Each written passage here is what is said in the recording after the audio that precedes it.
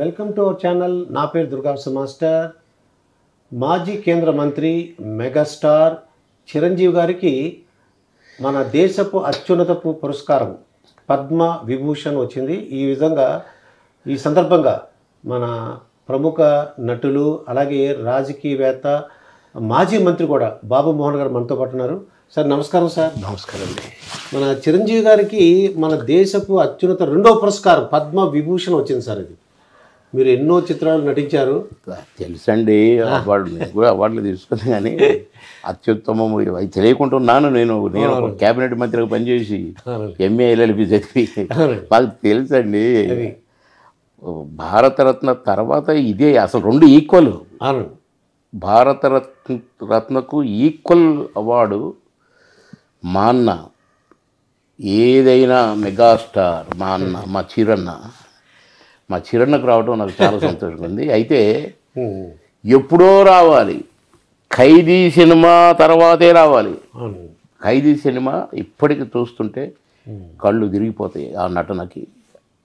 కనుక డ్యాన్సు నటన అసలు ఆయనే సాటి 1 to 10 మెగాస్టార్. కనుక అన్నకు అంత ఉత్తమమైన అవార్డు ఇచ్చారు ప్రధానమంత్రి మోడీ గారు. నిజంగా నాకు చాలా సంతోషం అనిపించింది అసలు చూడగానే టీవీలో. నిజంగా అన్న, చిరన్న, కంగ్రాట్స్ అన్న. అందరికీ నీ కుటుంబ సభ్యులు మా బీరే పెట్టారు.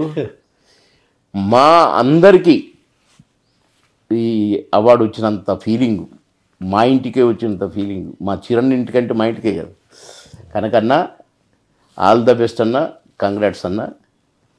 మీకు ఎప్పుడో రావాలి, సరే ఇప్పుడైనా వచ్చింది. మోడీ గారు మంచి డెసిషన్ తీసుకున్నారు, నాకు చాలా సంతోషం అనిపించిందండి. ఇక మేము ఎన్నో సినిమాలు, మరి హిట్లర్ అయితేనేమి, స్నేహం కోసం అయితేనేమి, ముఠా మేస్త్రి అయితేనేమి, చిరణతో కూడా నా చాలా సినిమాలు ఉన్నాయి. మేము షూటింగ్లో ఉన్నప్పుడు ఎంత సరదాగా ఉంటాడో అన్న. అసలు ఆ రోజులు తలంచుకుంటేనే మళ్ళీ రావు అని అనిపిస్తుంటుందండి. మేము ఆయన మెగాస్టార్ అయినా కూడా మాతో చాలా కలిమిడిగా, సొంత బ్రదర్గా మమ్మల్ని ట్రీట్ చేసేవాళ్ళు. చిరణ్ షూటింగ్లో ఉంటే మాకు అసలు టైం పాస్ అసలు అట్లా వెళ్ళిపోతుంటుంది టైం. కానీ ఎప్పుడు 2-3 సినిమాలు, 3-4 సినిమాలు చేస్తూ మీకు బిజీగా ఉండి మేము కొంచెం దురదృష్టవంతులమే నేనైతే. ఎందుకంటే అన్నతో పెద్దగా ఎంజాయ్ చేయలేదు. సరే ప్రతి బర్త్డేకి, అన్నగారి బర్త్డేకి వెళ్ళే వాళ్ళం, కలుసుకునే వాళ్ళం, కలిసి డిన్నర్లు చేసాము, బాగా కలిసినాం. అలాంటి మా అన్నకు అంత పెద్ద పురస్కారం పద్మ విభూషణ్ రావటం చాలా సంతోషం. ఈ సందర్భంగా ప్రధానమంత్రి మోడీ గారికి, ప్రెసిడెంట్ ఆఫ్ ఇండియా గారికి ధన్యవాదాలు తెలియజేస్తున్నాను. ఇంకా పోతే మచ్చలేని నాయకుడు వెంకయ్య నాయుడు గారు నాకు బాగా ఇష్టమైన లీడర్, నన్ను కూడా బాగా లైక్ చేసే లీడర్. ఎక్కడి నుంచో నాకు ఒక్కోసారి నెల్లూరు నుంచి, గుంటూరు నుంచి ఫోన్లు వస్తాయి. ఏం బాబు ఏం చేస్తున్నావు, వచ్చేసావా అని ఫోన్లు వస్తాయి. అప్పుడప్పుడు నాకు పిలుచుకుంటారు. మచ్చలేని నాయకుడు, అసలు ఎక్కడ కానీ చిన్న కాంట్రవర్సీ లేని నాయకుడు, అనర్గళంగా మాట్లాడే, బ్రహ్మాండమైన భాష కంట్రోల్లో పెట్టుకొని మాట్లాడే మరి వెంకయ్య నాయుడు గారికి కూడా ఈ పద్మ విభూషణ్ అవార్డు వచ్చింది. అసలు నాయకులకు రావటం అరుదు. అందులో వెంకయ్య నాయుడు గారు అత్యుత్తమమైన పొలిటీషియన్ కనుక వారికి వచ్చింది. కనుక ఈ సందర్భంగా కూడా వెంకయ్య నాయుడు గారికి కూడా ఈ అవార్డు వచ్చినందుకు ప్రధానమంత్రి గారికి, ప్రెసిడెంట్ గారికి నేను ధన్యవాదాలు తెలియజేస్తున్నాను. సార్, గురువుగారు కంగ్రాట్స్ గురుగారు, చాలా సంతోషంగా ఉంది గురుగారు. నమస్కారం గురుగారు, చాలా రోజులైంది గురుగారిని చూసి, ఒకసారి వెళ్ళాలిగా తప్పదు. థ్యాంక్ యూ అండి, థ్యాంక్ యూ. మీరు నాకు వారికి కంగ్రాట్స్ చెప్పే అవకాశం నాకు ఇచ్చారు మీ టీవీ ద్వారా. మీ టీవీ ద్వారా మా మెగాస్టార్ అన్నయ్యకి, అలాగే వెంకయ్య నాయుడు గారికి, గౌరవనీయులు గురువు గారు, వారికి కంగ్రాట్స్ చెప్పే భాగ్యం కలిగింది. ధన్యవాదాలు మీ టీవీకి కూడా. ఓకే. చిరంజీవి గారు అలాగే వెంకయ్యనాయుడు గారు ఆయురారోగ్యాలతో ఉండాలని, ఇంకా మంచి వాళ్ళు అనుకున్నవన్నీ జరగాలని బాబు మోహన్ గారు కోరుతున్నారు. వాళ్ళు భగవంతుని కోరుతూ వాళ్ళ కుటుంబ సభ్యులకి, వాళ్ళ కుటుంబ అలాగే శ్రేభిలాష్ అందరూ కూడా శుభాకాంక్షలు తెలుపుతూ వాళ్ళందరూ కూడా సుఖంగా సౌఖ్యంగా ఉండాలని బాబు మోహన్ గారు కోరుకుంటున్నారండి. సో అందులో ప్రధానమైనది చిరంజీవి గారితో మీకున్నటువంటి అనుబంధం. ఎవరైనా చిరంజీవి గారిని ఒక్క మాట అంటే నెగిటివ్గా వెంటనే స్పందించేసి వాళ్ళ మీద విరుచుకుపడిపోతారు. ఎందుకలా? కాదండి. అంటే తెలియక ఆయన గురించి, ఆయన వ్యక్తిత్వం గురించి తెలియక మాట్లాడే వాళ్ళని కరెక్ట్ చేయాల్సిన అవసరం ఉంటదండి.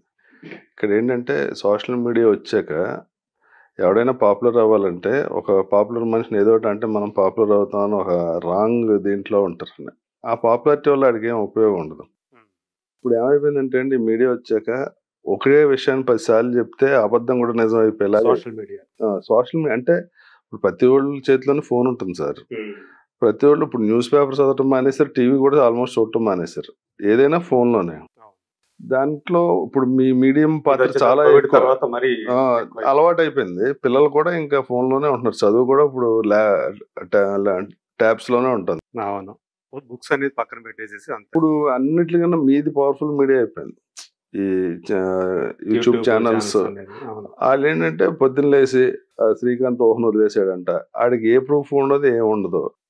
రాసేస్తే అక్కడ కాదురా బాబు మేము బాగానే ఉన్నామని చెప్పుకోవాల్సిన పరిస్థితి. సఫర్ లేకపోతే ఏదో ఒంట్లో బాగాలేదు హాస్పిటల్ ఉన్నాడు పోయాడు సునీల్. ఇలాగ అంటే దాన్ని ఇది నిజం కాదు అబద్ధం అని చెప్పుకోవడానికి మళ్ళీ ఇచ్చేయాల్సి వస్తుందండి. అలాగే ఇది క్లారిఫికేషన్ ఇచ్చుకోవాల్సిన పరిస్థితి వస్తుంది. ఏంటంటే పొద్దునే లేసాడు ఏదనిపిస్తే రాసేస్తాడు. పోనీ ఆడి మీద కంప్లైంట్ ఇద్దామంటే ఆడి ఐపీ ఎక్కడ ఉంటది, అన్ని హైడింగ్ ఐపీలు పెట్టుకుని ఏదో రాసి ఎవరి పబ్బం వాళ్ళు ఎవరిది ఇది అవన్నీ ఓకే అండి. ఇప్పుడు ఎంతో వ్యక్తిత్వం ఉండి ఎన్నేళ్ళ నుంచో మెగాస్టార్గా ఉన్న ఒక మనిషి గురించి అలా క్యారెక్టర్ అసాసినేషన్ చేసేలాగా చేసేయకూడదు కదా. ప్రతిదానికి జర్నలిజమైన మనిషి దేనికైనా ఒక వ్యక్తిత్వం ఉండాలి, ఒక కొన్ని ఇవి ఉండాలి. ఇప్పుడు ఇవాళ మీరు జర్నలిస్ట్కి ఎన్ని ఏళ్ళ నుంచి ఉన్నారు? 26 years. ఎంత రెస్పెక్ట్. మీరు ఫోన్ చేయగానే నేను మూర్తి గారికి ఇవ్వాలి, ఎట్టి బస్సులో వెళ్ళాలని. అది ఎందుకు వస్తుంది? మన వ్యక్తిత్వాన్ని బట్టి ఉంటది. ఇవాళ ఏదో మాట్లాడేసి నోటుకు వచ్చినట్టు ఇవాళకి పాపులర్ అయిపోయి రేపు పొద్దున్న సన్నాసులాగా ఉంటాం, అవి కరెక్ట్ కాదు. అంటే విరుచుపడిపోవడం అంటే తప్పు కదా. తెలియకుండా మాట్లాడితే తప్పండి. ఇప్పుడు వాడికి ఏదైనా తెలుసుండి మాట్లాడితే ఓకే. ఇంకా ఏదో ఒకటి చిరంజీవి క్యాన్సర్ వచ్చిందంట ఏంటో అని చెప్పింది పూర్తిగా వినరు. ఈ మధ్యగా జరిగింది అది. ఈ మధ్య అసలు ఎందుకు అలా? దానివల్ల ఆయన ఫ్యాన్స్ ఏంటి, వాళ్ళ ఫ్యామిలీలో ఎంతమంది హర్ట్ అవుతారు? ఇప్పుడు ఆయన ఏం చెప్పారు అది రాయకుండా ఏదో ఎక్కడో క్యాన్సర్ హాస్పిటల్ ఓపెనింగ్ వెళ్ళి దాని గురించి ఎక్స్ప్లెయిన్ చేస్తే పూర్తిగా వినకుండా దాన్ని పెద్ద ఛానల్స్ కూడా క్యారీ చేసేసి అటువంటిప్పుడు ఎక్స్ప్లెనేషన్ ఇవ్వాల్సిన అవసరం ఉంటుంది కదా. అలా చేసినాయండి. లేకపోతే ఏంటంటే అదే నిజం అనుకునే ప్రమాదం కూడా. అదే నిజం అనుకుంటారు. అంటే చాలా మంది ఇబ్బంది పడ్డారండి. ఆడుగురు ఫ్రెండ్స్ కొంతమంది ఏడుపులు పూజలు ఏదో ఇంటికి వచ్చేసి అసలు ఏమీ లేకుండా దాన్ని అసలు పెద్ద ఇష్యూ చేసి ఓపెనింగ్ ఎందుకు వెళ్ళారా బాబు అన్నట్టు అయిపోతుంది. అసలు ఆయనతో జర్నీ ఎలా స్టార్ట్ అయింది? మీకు ఎందుకంత సన్నిహితత్వం ఆయనతో ఏర్పడింది మీకు? అంటే అండి అసలు నేను ఇండస్ట్రీకి రావడానికి రీజన్ అంటే చిన్నప్పటి నుంచి ఆయన సినిమాలు ముఖ్యంగా నాగేశ్వర గారితో 6 సినిమాలు చేశా, నాగార్జున గారితో చేశా, నాగ చైతన్యతో చేశా, శిశీంద్రి నుంచి చిరంజీవి గారితో చేశా, పవన్ కళ్యాణ్ గారితో చేశా, నాగబాబుతో చేసా, చాలా చేశాం. మళ్ళీ వంశం అందరూ రామ్ చరణ్ తండ్రిగా చేశా, చిరుతలో వైష్ణవ్ తేజ్ చేసి ఆ కుటుంబం మొత్తం అందరు. అల్లు అర్జున్తో చేశారు, ఫాదర్గా చేశారు. అల్లు అర్జున్తో అయితే ఒకసారి సభ మీద నా రియల్ ఫాదర్ అల్లు అరవింద్, నా రియల్ ఫాదర్ తనిఖీ భరణి గారు అన్నాడు పాపం. సో అట్లా అన్నారు. అటు కృష్ణ గారితో చేశారు, మహేష్తో చేశారు, ఇట్లా ఈ ఫ్యామిలీస్ అన్నిటితోటి. ఒక్క అన్నగారితోటే చేయలేదు నేను. అదే మిగతా అందరితోటి కలిసి చేశారు. సో మీకు బాగా ఈ ఇంత లైఫ్లో మోస్ట్ సెలబ్రేటెడ్ ఇన్సిడెంట్ అంటే ఎక్స్పీరియన్స్ అంటే ఏదైనా ఉందా? నాటకం నేను కళాసాగర్లో ప్రదర్శిస్తున్నప్పుడు ఆత్రేయ గారు నాటకం చూసి పబ్లిక్లో ఏమన్నాడంటే, ఇంక నేను నాటకాలు రాయక్కర్లేదు, రాస్తానని చాలాసార్లు చెప్పాను మీకు, ఇంక నేను రాయను, ఎందుకంటే వీడు రాస్తాడు అని అప్పుడే జేబులోంచి 400 రూపాయలు ఒక పాటకు అడ్వాన్స్ తీసుకున్నాడు. అప్పుడు 30 ఏళ్ల క్రితం సంగతి, నేను ఇండస్ట్రీకి వెళ్ళక ముందు సంగతి. 400 నా చేతిలో కానుక. ఏదది? గార్ధబాండవేనా అది? గోగ్రహణం. అది మరి మామూలు అంతే కదా. ఆత్రేయ అక్కడ అసలు అప్పుడు మనం ఎక్కడ, అదే అది అది ఎవర్ గ్రీన్ మెమరీ నాకు. అప్పటికి ఇంకా భరణి అంటే ఇంకా ప్రపంచానికి తెలియదు అక్కడక్కడ తప్పితే. నాటకాలు సినిమా మీద అసలు వాసనే లేదు. అదే అది అది ఎప్పటికీ ఎవర్ గ్రీన్ మెమరీ. సినిమాల్లో అలాంటిది ఉందా? సినిమాల్లో మిథునం సినిమా తీసిన తర్వాత బాలసుబ్రహ్మణ్యం అన్న ఒక మాట, భరణి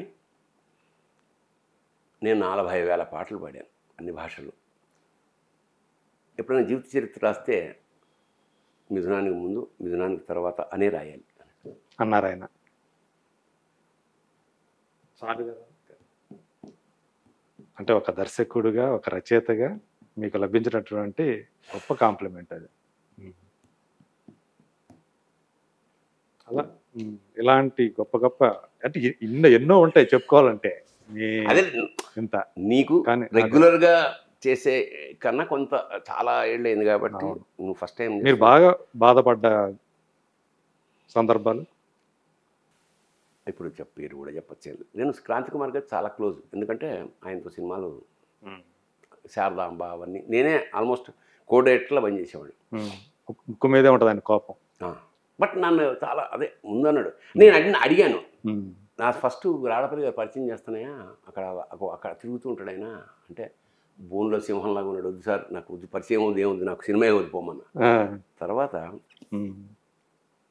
పరిచయం అయ్యాక అసలు రోజు కూర్చునేవాడు సాయంత్రం. ఏంటి సార్ మీరు ఎందుకు ఇట్లా బ్యాడ్ నేమ్ సంపాదించుకున్నారు? ఏం బ్యాడ్ నేమ్ అన్నాడు. అందరూ మీరంటే భయపడతారు, దుర్మార్గుడు అంటాడు. నేను 23వ ఏడు వచ్చానయ్యా ప్రొడ్యూసర్గా, మంచి వేడిలో ఉన్నా, డైరెక్టర్ ఎవరో పెట్టుకున్నాం, నెక్స్ట్ సండే సిట్టింగ్ అన్నా, రాలేవాడు. ఎందుకు రాలేదు కనుక్కోండి అన్న, వాడు వేరే సిట్టింగ్లో అన్నాను, తీసేయన్నా. అప్పుడు ఇండస్ట్రీలో సంచలనం, డైరెక్టర్ తీసేసి వేరే ఉండి పెట్టాను నేను డైరెక్టర్ని. అప్పటి నుంచి అమ్మో వీడు కోపిష్టని, మరి అలా లేరు కదా సార్ అంటే, అది హెల్ప్ అయింది నాకు, హ్యాపీగా ఉందిగా మనకి, మన హవా నడుస్తుంది కదా గుణని అన్నాడు. తర్వాత కొన్ని ఏళ్ళకి ఏమిటంటే, ఓ సినిమా సార్ చెన్నై నుంచి వచ్చా, ఎందుకు ఓ సినిమా ఓపెనింగ్ క్రాంతి కుమార్ గారిది, అందులో నేను మెయిన్ విలను. ఓకే, దిగా ఓపెనింగ్, ఇక్కడికి ఇల్లు ఉంది, అమ్మ వాళ్ళని పలకరించి లొకేషన్కి వెళ్ళా, అన్నపూర్ణ స్టూడియోస్. కారు పక్కన దిగా, కేఎస్ రామారావు గారు పక్కన. ఏమయ్యా భరణి ఏంటి, క్రాంతి గారి సినిమా కదా సార్, నేను మెయిన్ విలను. అతను ఆశ్చర్యంగా చూసి పక్కకి పిలిచి, ఏమనుకోకు నాకు తెలుసు, నువ్వు కాదు మెయిన్, నువ్వు అసలు వేషమే లేదు నీకు అన్నాడు. ఇప్పుడు నేను ఓపెనింగ్కి వెళ్ళాలా వద్దా? మీకేమో ఎలాంటి సమాచారం లేదు అసలు. నేను అనుకుంటున్నా నేను ఉన్నానని, నేను లేనని నాకు తెలియదు. ఆయన చెప్పేదాకా తెలియదు, ఈయన చెప్పేదాకా. సరే ఇప్పుడు ఏం చేయాలి, అంత లోపల రేటింగ్స్ అవన్నీ ఉన్నారు, నేను వెళ్ళి ఆ దేవుడి దగ్గర అందరు కొబ్బరికాయలు కొట్టేసి లోపలికి వెళ్ళిపోతున్నారు, నేను కూడా వెళ్ళా ఉన్నాను, కానీ కొబ్బరికాయ కొట్టి వచ్చేసి. అప్పుడు అంటే తెలిస్తే, ఇప్పుడు నిజంగా లేదు, రూల్ ఏం లేదు, నిజంగా లేదు, ఎందుకో తెలియదు, ఇప్పటికీ తెలీదా అసలు? చెప్పడానికి ఆయన లేడు ఇప్పుడు. అంతేగా. ఇది మిమ్మల్ని బాగా బాధ పెట్టిన ఏ సినిమా అది? తెలియదు సార్, మనకు తెలియదు అసలు సినిమా కూడా, అది బ్రెయిన్ నుంచి తీసేశారు ఆ చిప్పులు. అది అంటే అనిపిస్తుంది కదా, అరే ఇప్పుడు మణిరత్నం గారు చెప్పాడు నువ్వు వర్కౌట్ కాదని, మనం కొంచెం అది మన కర్మ అనుకో, అది బాధ కాదు. అదే డైరెక్ట్ చెప్పేశాడు కాబట్టి ఇబ్బంది లేదు, ఇది బాధ కదా. అట్లాగే మీ గురువు గారు కాకుండా ఎవరు మీకు గ్రేట్ లాస్ అనిపించింది పోయినప్పుడు? నాకు బాపు గారు అంటే చాలా ఇష్టం అండి. అంటే చిన్నప్పుడు నేను బాపు గారిలాగా రాస్తా, అంటే లిపి అలా చిన్నప్పుడు నేర్చుకున్నా. ఆయన శంకుతీర్థం, చక్రవాకం లాంటి బొమ్మలు వేస్తారే, అవన్నీ కట్ చేసి దాచుకునేవాడిని. ఆర్టిస్ట్గా, డైరెక్టర్గా బాబా ఇంత రియలిస్టిక్గా నాతో చేయించాడు ఆయన. అన్నిటికన్నా గొప్ప విషయం ఏంటంటే భాగవతంలో నా చేత కలిపురుషుడు చేయించాడు. ఈటీవీకి చేసింది ఇలా ఇలా వాళ్ళిద్దరు బాపు రమణ వాళ్ళిద్దరు. సో వాళ్ళిద్దరితో 4 ప్రయాణం చేశాను. అది దేశానికే నష్టం ఆయన వెళ్ళిపోవడం. కానీ అప్పుడు నేను గ్రేట్ ఆర్టిస్ట్ అండ్ డైరెక్టర్. అసలు రమణ గారు వెళ్ళిపోయాక ఓసారి వెళ్ళాను రామరాజ్యం దగ్గరికి. సార్ బాగున్నారా సార్? ఏం బాగుంటానయ్యా, గోడ లేదు, బొమ్మ ఎక్కడ పెట్టమంటావు నన్ను అన్నాడు. ఇంకా లాస్ట్ ఒక అద్భుతం చెప్పేసి మనం ఏంటంటే, నేను విన్నా వరా ఎవరో చెప్పారు, రమణ గారు వెళ్ళిపోతున్నారు, ఇంకా మంచం మీద ఉన్నాడు చివరి దశ, అందరిని పంపించి రమణ గారు బాపు గారి ఇంటి మీదే. అవును, ఒకే ఇంట్లో కింద పైన ఉంటారు కదా. అందరినీ పంపించి బాపు గారిని నమ్మను. బాపు గారు వచ్చి తలిపేసి, బాపు గారు వచ్చి కాళ్ళ దగ్గర నిలబడి ఇలా ఇలా చేతులు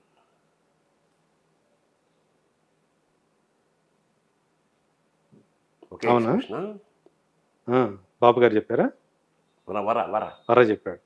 అది ఒక ఎక్స్ప్రెషన్. ఆ తర్వాత ఎంతసేపు పోయినా ఈ దండంలో ఎన్ని ఉన్నాయి. అది అవును. అంచేత ఇలాంటి అద్భుతమైన ఇంటర్వ్యూ వాళ్ళిద్దరు మధ్య అసలు థ్రిల్ అయిపోయాను నేను. ఒక ఎక్స్ప్రెషన్ అంటే మాటలు అవసరం లేదు కదా.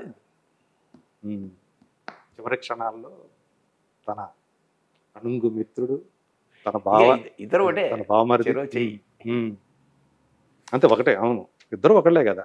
శివకేశవులు అంటారా, కృష్ణార్జునులు అంటారా, ఏమైనా బాపు రమణులు అంటారా. బాపు రమణ ఆ పేర్లు అలా కలిసిపోయినాయి. సో నెక్స్ట్ ఏంటి మరి? మీలో రచయితనే మళ్ళీ తీసి బ్రహ్మాండంగా చేశారు, గొప్ప పేరు వచ్చింది. నెక్స్ట్ ఇంటర్వ్యూలో చెప్తా నీకు. స్వస్తి. చాలా చాలా సంతోషం. ఎన్ని మంచి విషయాలు, ఎన్ని జ్ఞాపకాలు. చాలా చాలా సంతోషం గురువు గారు, ఇంత మంచి విషయాలు మాతో షేర్ చేసుకున్నందుకు. సో మీ నుంచి మరెన్నో మంచి పాత్రల్ని, మంచి పర్ఫార్మెన్సెస్ని, అలాగే మంచి మాటల్ని, ఎందుకంటే అది స్టార్ట్ చేశారు కాబట్టి మళ్ళీ అలాంటి రావాలని మనస్ఫూర్తి ఉంటుంది. మళ్ళీ మీ డైరెక్షన్ కూడా చూడాలని మేము. స్క్రిప్ట్ రాశారా? స్క్రిప్ట్ రెడీగా ఉంది? ఓల్డ్ ఉంటాయి స్క్రిప్ట్లు, ఓల్డ్ ఉంటాయి. ఒక్కడే కావాలి, ఒక్కడే నిర్మాత. సో ఆయన కోసం వెయిటింగ్. అది కూడా తొందరలోనే నిర్మాత కావాలి.